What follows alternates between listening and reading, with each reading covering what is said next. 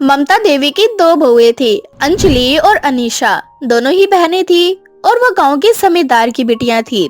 ऐसे ही एक दिन ममता अंजलि और अनीशा से कहती है, अरे बहू, पूरे घर की साफ सफाई अच्छे से कर लेना। कल घर में सत्यनारायण की पूजा करवाने वाली हूँ। काफी सारे रिश्तेदार भी आने वाले हैं, तो किसी को शिकायत का मौका मत देना। माँ जी, घर में सत्यनारायण की पूजा करवा रही हो आप, ना कि हमारी। और हम साफ सफाई क्यों करें? आज तक हमने अपने घर में एक गिलास पानी उठाकर नहीं पिया, और आप हमसे बोल रही हैं कि हम साफ सफाई करें। वाह! अब तुम इस घर की बहू हो। अरे ऐसी भी क्या बेशर्मी कि अपनी सास से इस तरह से जुबान लड़ा रही हो। तुम्हारे अंदर संस्कार नहीं है क्या? अरे माँ जी, हम ना जमींदार की बेटियां हैं और हम ये झाड़ू पोछे का काम नहीं करेंगे, क्योंकि हमने अपने घर में कभी कोई काम नहीं किया। भले ही हम इस गांव में रहते हैं, लेकिन फिर भी हमारे माता पिता ने हमें कोई काम नहीं करने दिया। एक राजकुमारी की तरह पाला है। तुम्हारे बाप की जमींदारी यहाँ नहीं चलेगी। अगर यहाँ रहना है तो मेरे हिसाब से रहना होगा। माँ जी, आपको जो कहना था आपने कह दिया, और हमें जो सुनना था हमने सुन लिया। बात होती है यहीं पे खत्म, और हम जा रहे हैं अपने कमरे में आराम करने के लिए। आप भूल जाओ कि हम घर की साफ सफाई करेंगे। पूजा करवाने की जिम्मेदारी आपकी है, तो साफ सफाई करने की जिम्मेदारी भी आप ही देखो। इतना बोलकर अंजलि और अनीशा दोनों अपने कमरे में चली जाती हैं। बेचारी ममता अकेले ही घर का काम करने लगती है और खुद से बोलती है, हे भगवान, कैसी बेशरम बहुएं लिखी है तूने मेरी किस्मत में। अरे कम से कम कोई तो ठीक होती, कोई एक तो मेरा साइड लेती। अब एक ही बेटा बचा है मेरा, कम से कम उसके जरिए ही एक संस्कारी बहू भेज दे मेरी किस्मत में। शादी से पहले पता होता ना कि ये दोनों इतनी ज्यादा बेशरम है और इन्हें बात करने की तमीज नहीं है, तो मैं कभी इनको अपने घर की बहू नहीं बनाती। लोग कहते हैं लव मैरिज बुरी होती है। अरे ये तो मैं अपनी पसंद से इनको अपने घर की बहू बनाकर लेकर आई थी, लेकिन फिर भी इनका यही हाल। इतना बोलकर ममता अकेले ही घर का सारा काम करने लगती है। ऐसे ही कुछ दिन बीत जाते हैं। ममता का सबसे छोटा बेटा अनुज कुछ ही दिनों बाद अपने घर वापस आता है। ममता जब दरवाजा खोलती है तो वो देखती है कि अनुज के साथ एक लड़की खड़ी है, जो कि बहुत ही ज्यादा सुंदर होती है। हाथों में लाल चूड़ा, मांग में सिंदूर और गले में मंगलसूत्र देखकर ममता का जी घबराने लगता है। तभी अनुज कहता है, अरे माँ, ये मेरी पत्नी शिप्रा है। माफ करना, मुझे आपको बिना बताए शादी करनी पड़ी, लेकिन शिप्रा बहुत अच्छी है। मेरे साथ मेरी ही कंपनी में काम करती थी। थोड़ी सिचुएशन ऐसी हुई कि हमें शादी करनी पड़ी। बाकी आप शिप्रा से घुलोगे मिलोगे ना, तो आपको शिप्रा बहुत अच्छी लगेगी। अरे शहर की है ना, तो बेशरम ही होगी। मेरे घर में वैसे ही दो दो बेशरम बहुएं पड़ी हुई हैं, ऊपर से तू ये शहर की उठा के ले आया। कम से कम पढ़ी लिखी लड़की होती तो शायद मेरा मान सम्मान करती। आजकल की ये ज्यादा पढ़ी लिखी लड़कियां सास की सेवा करना, उनका मान सम्मान करना भूल चुकी हैं। सास को माँ मानना भूल गई हैं ये लोग। ऐसा नहीं है मम्मी जी, मैं भले ही शहर की हूँ, लेकिन मुझे अपने संस्कार अच्छे से याद है। मेरी मम्मी ने जैसे मेरी दादी माँ की सेवा की, वैसे ही मैं आपकी भी सेवा करूंगी, क्योंकि बेटियों के अंदर माँ ही के गुण होते हैं, और मेरे जो संस्कार हैं वो ये दिखाएंगे कि मेरी माँ के ऐसे संस्कार थे। ऐसे ही अगले दिन शिप्रा की पहली रसोई होती है। शिप्रा नहा धोकर पहले से ही तैयार थी और मंदिर में पूजा पाठ करके पूरे घर में आरती करने लगती है। शिप्रा घर का पूरा काम कर चुकी थी, जिसके बाद ममता की दोनों बहुएं सोकर उठती हैं और ये सब देखकर ममता बहुत खुश होती है और शिप्रा की तारीफें करने लगती है। अरे वाह, पहले दिन ही तूने मेरा दिल जीत लिया। सही कहा था मेरे बेटे ने। शहर की है तू, लेकिन फिर भी तेरे अंदर संस्कार कूट कूट के भरे हैं। तूने बिल्कुल सही कहा था बहू, कि बेटियों के अंदर माँ के ही संस्कार होते हैं, और इससे यही साबित होता है कि तेरी माँ ने तुझे कितने अच्छे संस्कार दिए थे और तेरी माँ के अंदर भी कितने अच्छे संस्कार होंगे। ममता के मुंह से ऐसी बातें सुनकर अंजलि और अनीशा का मुंह बन जाता है और वो दोनों ममता से कहती है, आप कहना क्या चाहती हैं कि हमारी माँ ने हमें अच्छे संस्कार नहीं दिए? अरे मैंने तो तुम्हें कुछ कहा ही नहीं, तुम्हारा तो जिक्र भी नहीं हुआ यहाँ पर। तुम खामखा ही बातों को अपने ऊपर ले गई, लेकिन तीर बिल्कुल सही जगह लगा है। ऐसे ही एक दिन ममता की तबीयत अचानक से खराब हो जाती है। अंजलि और अनीशा दोनों ममता की तबीयत को देखकर उसे नजरअंदाज कर देती हैं और थोड़ी देर बाद जब शिप्रा मार्केट से घर वापस आती है और अपनी सास की बिगड़ी तबीयत को देखकर वो तुरंत डॉक्टर को घर बुला लेती है। डॉक्टर ममता को दवाई देकर चले जाते हैं, जिसके बाद शिप्रा अंजलि और अनीशा से कहती है, दीदी मैं घर पर नहीं थी और माँ जी की तबीयत इतनी ज्यादा खराब थी। क्या आप दोनों की माँ जी के प्रति कोई जिम्मेदारी नहीं बनती? अगर उन्हें कुछ हो जाता फिर हम क्या करते? तो हमने किसी की जिंदगी का ठेका लिया है क्या? जिसे मरना होगा वो समय आने पे मर ही जाएगा। और अगर तुम्हें इतनी ही ज्यादा चिंता है ना अपनी सास की, तो तुम ही ख्याल रखा करो इनका। दीदी ये सास नहीं बल्कि माँ है हमारी। अरे उनसे पूछो जिनकी माँ नहीं होती। मेरी माँ मुझे बचपन में ही छोड़कर चली गई थी। तब से मेरी एक ही ख्वाहिश थी कि मेरी शादी जिस घर में हो उस घर में सास जरूर हो, क्योंकि मैं उन्हें अपनी माँ की तरह रखूंगी। और फिर भी हमारी माँ जी तो इतनी अच्छी है कि वो हमसे कुछ नहीं कहती। उसके बाद भी आप दोनों उनकी कदर नहीं करते। देखो हमें तुम्हारी बकवास सुनने में कोई दिलचस्पी नहीं। अगर तुम्हें इतना प्यार है अपनी सास से तो इन्हें लेकर अलग हो जाओ। हाँ। जब माँ जी नहीं रहेंगी तब आपको अकल आएगी। और शायद आपने बिल्कुल ठीक कहा, अलग होना ही बेहतर है। साथ रहने पर परिवार की कदर कोई नहीं करता। जब अंगूर गुच्छे से अलग होता है तब उसे पता चलता है कि गुच्छे में रहने पर उस अंगूर की क्या कीमत होती है और अलग रहने पर क्या। इतना बोलकर शिप्रा अब ममता और अपना खाना अलग बनाया करती। घर का सारा काम शिप्रा बांट देती है, जिसके बाद से अनीशा और अंजलि दोनों को अपना सारा काम करना पड़ता। अपना कमरा साफ करना पड़ता और अपना खाना भी बनाना पड़ता। तो वहीं शिप्रा और ममता दोनों हंसी खुशी अपना जीवन जी रही होती है। ऐसे ही समय बीतता जाता है। अनीशा और अंजलि दोनों को बंटवारा होने के बाद बिल्कुल भी अच्छा नहीं लग रहा था। उन्हें अपने ससुराल में एक सास की कमी होने लगती है, जिसके बाद उन्हें अपनी गलती का एहसास होता है और वो ममता और शिप्रा से माफी मांगते हुए उनसे कहती है, माफ करना माँ जी, आपकी छोटी बहू ने हमारे अंदर भी अपने ही संस्कार डाल दिए। मुझसे बहुत बड़ी भूल हो गई। मुझे नहीं पता था कि परिवार का मतलब क्या होता है, और ये तब एहसास हुआ जब मैं अपने परिवार से अलग हुई। और मुझे आपसे अलग नहीं रहना माँ जी, क्योंकि आप हमारी जड़ हैं और एक पेड़ जड़ के बिना अधूरा होता है। बिना जड़ के उसका कोई मतलब नहीं होता। माँ जी आप मुझे भी माफ कर दो और हम एक साथ रहना चाहते हैं। एक नई जिंदगी की शुरुआत करना चाहते हैं। ममता अपनी दोनों बहुओं को माफ कर देती है, जिसके बाद से अनीशा और अंजलि के व्यवहार में बहुत बदलाव आ जाते हैं और वो दोनों अपनी सास की इज्जत करती हैं। साथ ही घर के काम में तीनों बहू मिलकर एक दूसरे का साथ देती हैं और इस तरह से अपनी सास की सेवा करते हुए अपने जीवन में हंसी खुशी आगे बढ़ती हैं। राधा और करण की अभी नई नई शादी हुई थी। करण राधा से बहुत प्यार करता था, पर शायद राधा नहीं। इसलिए करण जब भी राधा के पास आता तो राधा उससे नाराज हो जाती या उससे दूर हो जाया करती। ऐसे ही एक रात करण घर आता है। ऑफिस का काम ज्यादा होता है, इसलिए वो घर पर भी ऑफिस का काम करने लगता है। राधा मेरा खाना कमरे में ले आओ, आज मुझे बहुत सारा काम है। ठीक है। अब राधा खाना लेने के लिए किचन में जाती है। उसे कमरे में खाना ले जाता देख राधा की सास कोमल राधा से कहती है, बहू आज तो खाना कमरे में ले जा रही है। करण आ गया क्या? हाँ माँ जी, वो कह रहे थे कि आज उनके पास ऑफिस में बहुत सारा काम है, इसीलिए खाना कमरे में ही खाएंगे। ठीक है बहू, वैसे मैं तुझे बुलाने आई थी। मेरे सर में दर्द हो रहा है, पर अब तू करण के लिए खाना लेकर जा रही है कमरे में, तो तू खाना ले जा, मैं दवाई खा लूंगी।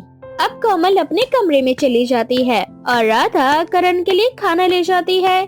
करण खाकर एक बार फिर ऑफिस का काम करने के लिए बैठ जाता है और तभी अचानक से राधा की तबीयत खराब हो जाती है और वो उल्टियाँ करने लगती है। राधा क्या हुआ तुम्हें? तुम ठीक तो हो ना? मैं ठीक हूँ करण जी, बस थोड़ा आराम कर लूंगी तो तबीयत भी पूरी तरह से ठीक हो जाएगी। नहीं, तुम्हारी तबीयत कुछ दिनों से ठीक नहीं है। मैं कल सुबह होते ही तुम्हें डॉक्टर के पास ले चलूंगा। मैंने कहा ना मैं बिल्कुल ठीक हूँ। आप बार बार मेरे नजदीक आने की कोशिश करते हैं। मैंने आपसे कितनी बार कहा है कि मैं इस शादी को नहीं मानती। मेरी शादी आपसे जबरदस्ती करवाई गई है। मुझे आपसे दूर होना है, ना कि आपके नजदीक जाना है। इसलिए प्लीज आप मुझसे दूर रहा करो। इतना बोलकर राधा तो सो जाती है, पर करण के दिल को बहुत ठेस पहुंचती है। पर बेचारा करण करता भी क्या, वो किसी को भी अपना दुख नहीं बता पाता। अब अगली सुबह करण देखता है कि राधा बुखार में तड़प रही है। इसको तो बहुत तेज बुखार है। एक काम करता हूँ, इसे डॉक्टर के पास ले चलता हूँ। इसकी नाराजगी बाद में झेल लूंगा। माँ, मैं डॉक्टर के पास जा रहा हूँ। राधा की तबीयत खराब है, करण राधा को डॉक्टर के पास ले जाता है, जहाँ डॉक्टर चेकअप करते हैं और कुछ देर बाद डॉक्टर करण से कहती है, कॉन्ग्रेचुलेशन करण, तुम्हारी वाइफ माँ बनने वाली है और बहुत जल्द तुम्हारे घर में नन्हा मुन्ना मेहमान आने वाला है। क्या राधा माँ बनने वाली है? इतना बोलकर करण राधा को घर ले जाता है और जब राधा होश में आती है तो करण इस बारे में राधा से बात करता है। राधा, आज तुम्हें मेरे सभी सवालों का जवाब देना होगा। मुझे सच सच बताओ कि ये बच्चा किसका है? ये बच्चा मेरे बॉयफ्रेंड नीतीश का है। मैं और नीतीश एक दूसरे से बहुत प्यार करते हैं, पर मेरे घर वालों को नीतीश पसंद नहीं था, इसलिए उन्होंने जबरदस्ती मेरी शादी तुमसे करवा दी। बस यही कारण है कि मैं तुम्हें अपने पति के रूप में नहीं अपना सकी, क्योंकि मैं आज भी नीतीश से ही प्यार करती हूँ। राधा, ऐसी बात थी तो तुम मुझे शादी से पहले बता देती। तुमने मुझे कभी सच क्यों नहीं बताया? इस सच के बारे में तुम मुझे धोखा देती रही, जबकि मैं तुमसे बार बार पूछता रहा। तुम्हें मुझ पर भरोसा नहीं था क्या? मैं डरती थी, अगर तुम्हें सच्चाई का पता चल जाता तो तुम मुझे छोड़ देते, और अगर तुम मुझे छोड़ देते तो मैं कहाँ जाती। मेरे घर वालों के साथ साथ तुम्हारी भी बदनामी होती। मैं अपने स्वार्थ के लिए तुम्हें बदनाम नहीं कर सकती। राधा का सर शर्म से झुक जाता है और करण को अपने कानों पर विश्वास नहीं होता। अब करण भी दूरियां बनाने लगता है। समय यूं ही बीतता जाता है और एक दिन नितेश डॉक्यूमेंट लेकर करण के घर आता है, जहाँ उसकी नजर राधा पर पड़ती है। नितेश को राधा के रोंगटे खड़े हो जाते हैं और वो अकेले में करण से बोलती है, करण, ये कौन है और ये हमारे घर क्यों आए हैं? राधा, तुम इतना घबरा क्यों रही हो? रिलैक्स हो जाओ। ये हमारी कंपनी का न्यू एम्प्लॉय है। ये बस यहाँ मुझे ये जरूरी डॉक्यूमेंट्स देने के लिए आया था। इतना बोलकर करण वहाँ से चला जाता है। नितेश को पता चल चुका था कि राधा कहाँ रहती है, इसलिए नितेश बार बार किसी न किसी बहाने से करण के घर आने लगता है और राधा से बातें करने की कोशिश करता है। नितेश, तुम ऐसा क्यों कर रहे हो? बार बार मेरे घर आते हो। जानते हो ना, मेरी शादी हो चुकी है, अब हम दोनों एक साथ नहीं रह सकते। राधा, तुम शादी करके खुश हो या नहीं ये मैं नहीं जानता, पर मैं तुम्हारे बिना खुश नहीं हूँ। मैं आज भी तुम्हारा इंतजार कर रहा हूँ। मैं तुम्हारे बिना नहीं जी सकता। तुम्हें क्या लगता है नितेश, मैं खुश हूँ तुमसे दूर होकर? तुम नहीं जानते मैं यहाँ एक एक दिन कैसे गुजारती हूँ। पर देखो, भगवान के लिए अब यहाँ से चली जाओ। अगर किसी ने हम दोनों को एक साथ देख लिया ना तो मुसीबत हो जाएगी। मैं तुमसे मिलने के लिए कल शाम को उसी कैफे में आऊंगी जहाँ हम दोनों मिला करते थे। राधा के समझाने पर नितेश वहाँ से चला जाता है और अगले दिन शाम को राधा नितेश से मिलने के लिए उसी कैफे में जाती है। नितेश, तुम समझते क्यों नहीं हो? मेरी शादी हो चुकी है, अब हम इस तरह से छुप छुप कर नहीं मिल सकते। अगर किसी ने देख लिया तो तुम समझ सकते हो क्या होगा। राधा, मैं जानता हूँ, पर मैं क्या करूँ? मैं तुम्हें भूल नहीं पा रहा। भगवान ने आखिर हमारे ही साथ ऐसा क्यों किया? नितेश और राधा आपस में बात कर ही रहे होते हैं। तभी उसी कैफे में करण अपने कुछ क्लाइंट्स के साथ आता है, जहाँ वह राधा को नितेश के साथ देख लेता है। राधा, यहाँ नितेश के साथ दोनों के बीच चल क्या रहा है? मुझे पता लगाना होगा। करण राधा पर नजर रखने लगता है और करण को पता चल जाता है कि राधा का बॉयफ्रेंड कोई और नहीं बल्कि नितेश है और राधा उसे के बच्चे की माँ बनने वाली है। सारा सच जानने के बाद करण राधा से कहता है, राधा, तुम्हें इस जबरदस्ती के रिश्ते में रहने की जरूरत नहीं है। मैं जानता हूँ कि तुम्हारा बॉयफ्रेंड कोई और नहीं नितेश है और तुम दोनों एक दूसरे से बहुत प्यार करते हो। तुम आज तक उसे भूल नहीं पाई हो और ना ही वो तुम्हें। करण, पर तुम्हें ये सब कुछ कैसे पता चला?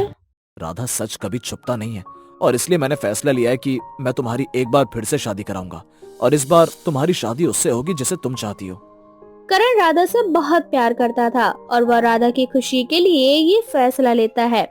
पर जब करण के फैसले के बारे में घर वालों को पता चलता है तो सब करण से नाराज हो जाते हैं। करण, तेरा दिमाग खराब हो गया है क्या? तेरी बीवी माँ बनने वाली है और तू अपनी बीवी की शादी किसी और लड़के से करवाना चाहता है। आखिर क्या चल रहा है ये सब? माँ, हमारी शादी जबरदस्ती हुई है और राधा के लिए नितेश परफेक्ट है। वैसे भी मैं ये सब उसकी खुशी के लिए कर रहा हूँ और वैसे भी ये बच्चा मेरा नहीं है और मैं नहीं चाहता कि मैं एक बाप को उसके बच्चे से दूर करूँ। इतना बोलकर करण वहाँ से चला जाता है और बहुत जल्द वो राधा की शादी नितेश से करवा देता है। करण, मैंने तुम जैसा इंसान आज तक नहीं देखा। मैं तुम्हारा एहसान कभी नहीं भूलूंगा। आज तुमने सिर्फ मुझे मेरा प्यार नहीं बल्कि मेरी औलाद भी दे दी। नितेश, राधा और ये बच्चा तुम्हारा है। मैं तुम्हारे बीच में नहीं आना चाहता, इसलिए मैं तुम दोनों के रास्ते से हट गया और अब अपने छोटे से परिवार के साथ खुशहाल जिंदगी जी सकते हो। नितेश से शादी करके राधा अपनी जिंदगी की नई शुरुआत करती है और बहुत जल्द राधा एक बहुत ही प्यारी सी बच्ची को जन्म देती है, जिसके बाद वो पुरानी सारी बातों को भूल जाती है। राधा और करण की अभी नई नई शादी हुई थी। करण राधा से बहुत प्यार करता था, पर शायद राधा नहीं, इसलिए करण जब भी राधा के पास आता तो राधा उससे नाराज हो जाती या उससे दूर हो जाया करती। ऐसे ही एक रात करण घर आता है।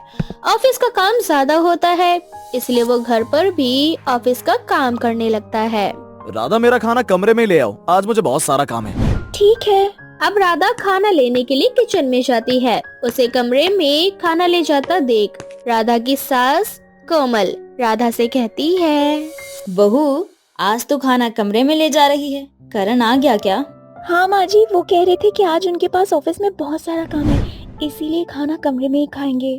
ठीक है बहू, वैसे मैं तुझे बुलाने आई थी। मेरे सर में दर्द हो रहा है, पर अब तू करण के लिए खाना लेकर जा रही है कमरे में, तो तू खाना ले जा, मैं दवाई खा लूंगी।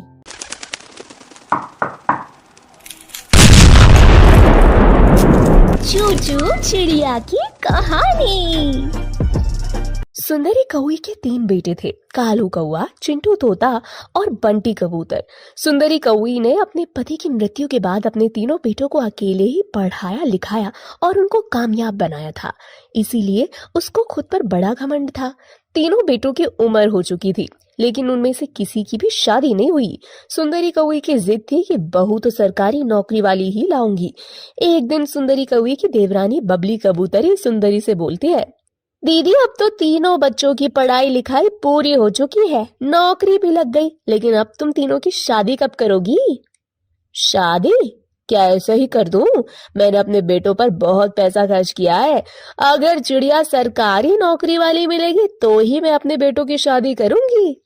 दीदी, अगर सरकारी नौकरी वाली चिड़िया नहीं मिली तो क्या फिर आप अपने बच्चों की शादी ही नहीं करोगी? अरे मिलेगी क्यों नहीं, मैं बहू तो सरकारी नौकरी वाली ही लाऊंगी। अच्छा दीदी, बस मेरा कहने का तो इतना ही मतलब है कि अगर बच्चों की उम्र ज्यादा हो गई तो कहीं ऐसा ना हो कि प्राइवेट नौकरी वाली चिड़िया भी ना मिले। तुम तो मुझसे जलती हो बबली, क्या कमी है मेरे बेटे में जो मुझे शादी के लिए सरकारी नौकरी वाली चिड़िया भी नहीं मिलेगी? सुंदरी कौवे की बातें सुनकर बबली कबूतरी चुप रहती है, क्योंकि उसे पता था कि वो अपनी जेठानी से कभी जीत नहीं सकती। ऐसे ही समय गुजरता जा रहा था। एक दिन सुंदरी कौवे के बड़े बेटे कालू कौवे के लिए चिंकी नाम की चिड़िया का रिश्ता आया। चिंकी चिड़िया सरकारी नौकरी वाली चिड़िया थी। सुंदरी कौवे ने अपने बेटे का रिश्ता चिंकी चिड़िया के साथ तय कर दिया और कुछ ही दिनों में दोनों की शादी करवा दी। चिंकी चिड़िया के पिताजी ने अपनी बाकी की दोनों बेटों की शादी सुंदरी के दोनों बेटों से कर दी। लाडो चिड़िया की शादी बंटी कबूतर से और टुनटुनी चिड़िया की शादी चिंटू तोते से। अब सुंदरी कौवे घमंड में चूर थी। अब तो उसकी तीनों बहुएं सरकारी नौकरी वाली आ गई थी। एक दिन सुंदरी अपनी सबसे बड़ी बहू चिंकी चिड़िया से कहती है, चिंकी बहू, क्या कर रही हो? मेरे सर में बहुत दर्द हो रहा है, जरा मेरा सर दबा दो। माँ जी, मैं अभी अभी अपनी ड्यूटी करके आई हूँ, पूरा दिन ऑफिस में काम करके थक जाती हूँ, मैं अभी आराम कर लूँ, आपका सर बाद में दबा दूंगी। इतना बोलकर चिंकी चिड़िया अपने कमरे में चली जाती है। तभी सुंदरी अपनी दूसरी बहू टुनटुनी चिड़िया को आवाज लगाते हुए कहती है, अरे टुनटुनी बहू, कहाँ हो? जरा इधर तो आओ, मुझको जोरों की भूख लग रही है, मेरे लिए कुछ खाने को बना दो, सुबह से भूखी बैठी हुई हूँ। सासू माँ, हम तो पूरा दिन ऑफिस में काम करते हैं, आप तो पूरा दिन घर में रहती हो, तो अपने लिए खाने के लिए कुछ भी बना सकती हो। टुनटुनी चिड़िया की बात सुनकर लाडो चिड़िया भी कहती है, सासू माँ, हम सब कर लिया करेंगे, बस ऑफिस से घर आने के बाद हमें थोड़ा आराम करने दिया करो। ऐसे ही समय गुजरता गया और एक दिन सुंदरी की देवरानी बबली कबूतरी तीनों बहुओं से मिलने घर आई।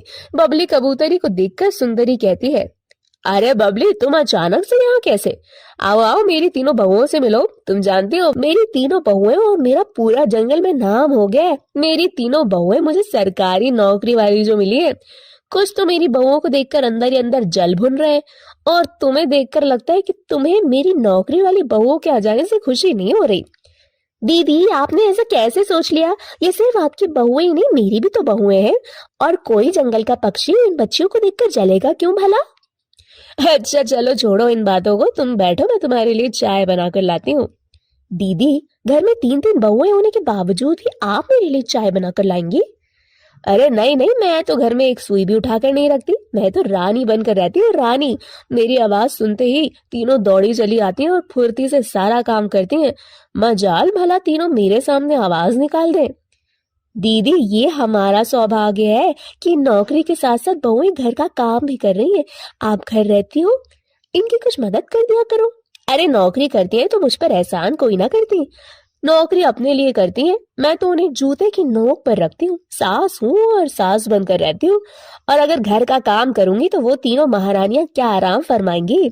पूरा रौब जमा कर रखती हूँ ताकि जंगल के सभी पक्षी भी देख सके कि सरकारी बहुओं को भी अब सुंदरी अपनी मुट्ठी में रखती है। ये सारी बातें चिंकी चिड़िया सुन लेती है और अपनी दोनों बहनों से कहती है, लाडो, टुनटुनी, माँ जी हमें अपनी जूते की नोक पर रखती है। इतना कमाने के बावजूद भी माँ जी दूसरों के सामने हमारी बुराइयां करती है। अब समय आ गया है इनको सबक सिखाने का। टुनटुनी कहती है, हाँ दीदी, सासू माँ हमारे लिए ऐसी सोच रखती है। ये सब सुनकर तो मेरा दिमाग खराब हो गया। अगले दिन सुबह सुबह तीनों बहुएं सुंदरी के पास आकर कहती हैं। सबसे पहले चिंकी चिड़िया कहती है, माँ जी मैं ऑफिस के लिए लेट हो रही हूँ, मुझको 7:30 बजे तक मेरा लंच रेडी चाहिए। उसके बाद लाडो चिड़िया कहती है, सासू माँ लंच तो मेरा भी पैक होना है, लेकिन दीदी की तरह मेरे लंच में रोटियां मत बनाना, मुझे पराठे खाने हैं। उसके बाद सबसे छोटी बहू टुनटुनी चिड़िया कहती है, और मम्मी जी मेरे लंच में 2 सैंडविच बना देना। इतना बोलकर तीनों बहुएं वहां से चली जाती हैं। अपनी तीनों बहुओं की बात सुनकर सुंदरी सोच में पड़ जाती है और खुद से बोलती है, हे भगवान, इन तीनों का लंच बनाते बनाते तो मेरे हाथ ही टूट जाएंगे। अब क्या करूं, इनका लंच तो बनाना ही पड़ेगा वरना ये तीनों लेट हो जाएंगी। थोड़ी देर बाद, ये लो, मैंने तुम्हारा लंच बना दिया। लंच लेकर टुनटुनी चिड़िया बोलती है, मम्मी जी आज तो आप पूरा दिन फ्री रहेंगी, तो आप मेरे कपड़े धो देना, मैंने 4 दिन से कपड़े नहीं धोए हैं। ये सुनकर लाडो चिड़िया कहती है, सासू माँ, जब आप टुनटुनी के कपड़े धो रही हो तो आप मेरे भी कपड़े धो देना, क्योंकि मैं शाम को घर आने में लेट हो जाती हूँ। इतना बोलकर दोनों बहुएं वहां से चली जाती हैं। अपनी बहुओं का नया रूप देखकर सुंदरी का तो सर चकराने लगता है और वो खुद से कहती है, हे भगवान, ये मेरे साथ क्या हो रहा है। मैंने तो ये कभी सपने में भी नहीं सोचा था कि सरकारी बहू लाकर मैं नौकरानी बन जाऊंगी। कल तक तो मैं इन पर हुक्म चलाती थी, आज ये मुझे काम बता रही है। ऐसे ही शाम को जब तीनों बहुएं ऑफिस से घर आती हैं तो अपनी सास को टीवी देखते हुए बोलती हैं, माँ जी ये क्या, आप टीवी देख रही हैं? आपको नहीं पता हम ऑफिस से आ गए हैं तो हमें खाना बना हुआ चाहिए। अब जल्दी से खड़ी हो जाओ और जाकर हमारे लिए खाना बनाओ। हाँ सासू माँ, आज मैं बहुत थक गई हूँ, काम का इतना प्रेशर है कि मुझको तो बिल्कुल भी टाइम नहीं है। आप मेरा खाना मेरे कमरे में पहुंचा देना, क्योंकि मुझे घर के लिए ऑफिस से काम भी मिला है। हे भगवान, ये तुम मुझे किस चीज की सजा दे रहे हो। अब इनके लिए काम भी करना पड़ेगा, वरना ये सरकारी नौकरी छोड़कर बैठ जाएंगे और पूरे जंगल में मेरी बेइज्जती हो जाएगी। अब से सुंदरी सुबह शाम बस घर के कामों में लगी रहती, यहाँ तक कि बहुओं की छुट्टी वाले दिन भी वो खुद ही घर का सारा काम करती। वो पूरा दिन काम करके इतनी थक जाती कि उसको बिस्तर पर लेटते ही नींद आ जाती। ऐसे ही समय गुजरता गया। एक दिन चिंकी चिड़िया अपनी दोनों बहनों से बोलती है, लाडो, मुझसे अब माँ जी की हालत देखी नहीं जाती, मुझे लगता है हमें अपना ये नाटक बंद कर देना चाहिए। नहीं दीदी, जब तक सासू माँ को एहसास ना हो कि उन्होंने हमें जूते की नोक पर नहीं अपने दिल में रखना चाहिए था, तब तक ये नाटक चलने दो। इस तरह दिन भर काम करने की वजह से सुंदरी की तबीयत बहुत ज्यादा खराब हो जाती है, और तबीयत खराब होने पर भी वो घर का काम करती है। एक दिन बबली कबूतरी सुंदरी को घर का काम करते हुए देखती है और सुंदरी से कहती है, सुंदरी दीदी, आपने तो कहा था आप तीनों बहुओं को जूते की नोक पर रखती हो, फिर भी आपको घर का सारा काम करना पड़ रहा है। बबली, मुझसे गलती हो गई। आज मुझे समझ आ गया कि वो ऑफिस के साथ साथ घर का काम करती है तो कितना थक जाती होंगी। दीदी, अभी भी समय है, मैं तो कहती हूँ आप अभी भी अपनी तीनों बहुओं से माफी मांग लो और उन्हें काम करने दो उनका। आप घर में रहकर उनकी छोटी मोटी मदद कर सकती हो। बबली, मैंने उन्हें बड़ा परेशान किया, मैं तो उनसे माफी मांगने लायक भी नहीं हूँ। सुंदरी की ये सारी बातें पीछे खड़ी हुई तीनों बहुएं सुन रही होती हैं। तभी चिंकी चिड़िया बोलती है, माँ जी, आपको हमसे माफी मांगने की कोई जरूरत नहीं। हम ऑफिस से घर आने के बाद घर का सारा काम करती थी, लेकिन फिर भी आप सबसे हमारी बुराई ही करती थी। मुझे माफ कर दो बच्चियों, मुझसे बहुत बड़ी भूल हो गई। मैं अपने घमंड में चूर होकर ये भूल गई थी कि तुम भी किसी की बेटी हो। अपनी सास के बदलते व्यवहार को देखकर तीनों बहुएं बहुत खुश होती हैं और अपनी सास के गले लग जाती हैं। उसके बाद सभी हंसी खुशी मिलकर एक साथ रहते हैं और खुशी खुशी अपना जीवन बिताते हैं। दोस्तों, ये थी हमारी आज की कहानी। दोस्तों, क्या आपको पता है सुंदरी कौवे अपने बेटों के लिए कैसी बहू चाहती थी? दोस्तों, अगर आपको पता है तो आप अपना आंसर हमें कमेंट सेक्शन में कमेंट करके जरूर बताएं। साथ ही वीडियो को लाइक जरूर करें और मेरे चैनल को सब्सक्राइब करना बिल्कुल भी ना भूलें।